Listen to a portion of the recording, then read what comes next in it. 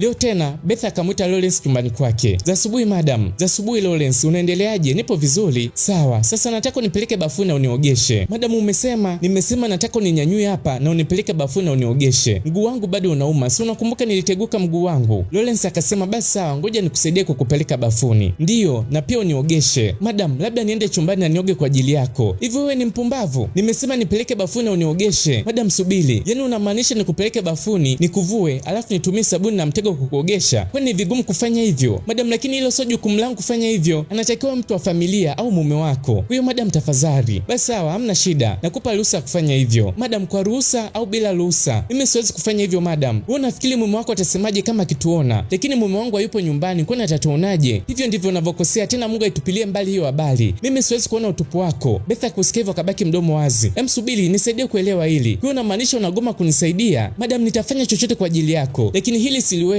lipo juu ya uwezo wangu. Hilo ndio jibu lako la mwisho? Kwa heshima zote madam, hilo ndio jibu langu la mwisho. Kisha Lawrence akatoka mule chumbani. Madam Betha ndo amini macho yake, akabaki tu kadua mule chumbani. Betha baada ya kumaliza kuoga akamuita tena Lawrence chumbani kwake. Anasema kwa vile ulikuwa msumbufu na ukaniacha nikaoga mwenyewe huku ukijua kabisa na mguu ulioteguka. Sasa kidogo utakachokifanya ni kunipaka lotion. Madam, unasema? Nimesema nisaidie kunipaka lotion. Madam, naamini wewe ni mzima. Tafadhali fanya mwenyewe. Betha kusikia akacheka. Wewe hivi unanibishia mimi? Samahani madam, simaanishi kuwa ninakukosea heshima. Sasa kama unataka usijikute mtaani, ni bora ufanye hiki ninachokuambia. Au unataka kunikosea heshima sasa hivi? Hapana madam, lakini wewe ni mke wa bosi wangu. Sitakiwi hata kukusogelea. Kwani nimekuambia unishike au ulale na mimi? Lawrence, chukua. Akampatia ile lotion. Madam, tafadhali nielewe. Betha anasema sitaki kurudia kuongea. Basi Lawrence akawa na jinsi, ikabidi tu akubali. Basi akaifungua lotion na kisha kuanza kumpaka. Betha anasema huu upande hata hujaushika, mshika kwa ndani. Ile anamvuta ashike. Lawrence akatoka mule chumbani mbio. We Lawrence, basi Betha ni kucheka tu. Yaani huyu kijana, lakini unajua kabisa utaishia kufanya kile ninachotaka ukifanye, si ndio? Na kwa uzoefu wangu najua picha ni muhimu. Na kwa hii picha niliyoweka kichwani kwako, huwezi kunikimbia. Leo tena Betha akamwita Lawrence chumbani kwake. Basi Lawrence akatii amri. Madam, umeniita? Ndiyo, njoo ukae. Hapana madam, acha nisimame. Kaa chini. Tafadhali madam, naona wewe ni msumbufu. Je, unaweza kunipa ninachokitaka? Madam, wewe kitaje tu. Yaani taja chochote unachokitaka, mimi nitakifanya. Betha kusikia akaguna. Naamini wewe sio mtoto. Huyo unakijua kabisa ninachokitaka sasa hivi. Nataka unifanyie vitu kwenye mwili wangu ambavyo sitaweza kuvisahau. Lawrence kusikia akakataa. Kweli una uhakika uwezi? Basi Betha akasimama na kuanza kumsogelea. Kisha akamshika shati na kuanza kuvifungua vifungo vyake. Madam, tafadhali siwezi. Betha akamsogeza na kumtupia kitandani. Kisha akampandilia juu yake. Madam, tafadhali. Ile Betha analianzisha, Lawrence akamsukuma pembeni. Kisha Lawrence akatoka mule chumbani akiwa anakimbia. Sasa Lawrence akiwa anazishuka ngazi haraka, mara anapamiana na Vera. Samani, hivi una tatizo gani? Kisha Lawrence akatoka mpaka nje ya nyumba. Madam Betha kusikia sauti, ikabidi aje achungulie na muone ni Vera. Vera anasema ni kitu gani kinachoendelea hapa? Vera akaanza kuita shangazi. Betha akakimbia na kurudi chumbani haraka. Vera huko chini ni kuita tu shangazi. Basi akazipanda ngazi na kuelekea chumbani. Mbona sielewi kimetokea nini? Sijui niingie ndani au labda alikuwa anakimbia kwa sababu nyingine. Mara anasikia sauti ya shangazi yake Betha akiomba msaada. Nisaidie, shangazi. Kuingia chumbani anamkuta shangazi yake Betha analia huku kakaa chini. Shangazi, nini kimetokea? Kisha akamsogelea. Vipi, upo sawa? Betha ni kulia tu. Kwa nini unalia? Jamani pole. Pole, kimetokea nini? Kimekupata kitu gani? Mara si pili anaonekana kufika. Mjomba karibu. Kimetokea nini? Betha tena akaanza kukazia kulia kwa nguvu. Niambieni kinaendelea nini hapa? Si mtu aongee, ni kitu gani kinaendelea hapa? Nini kimetokea?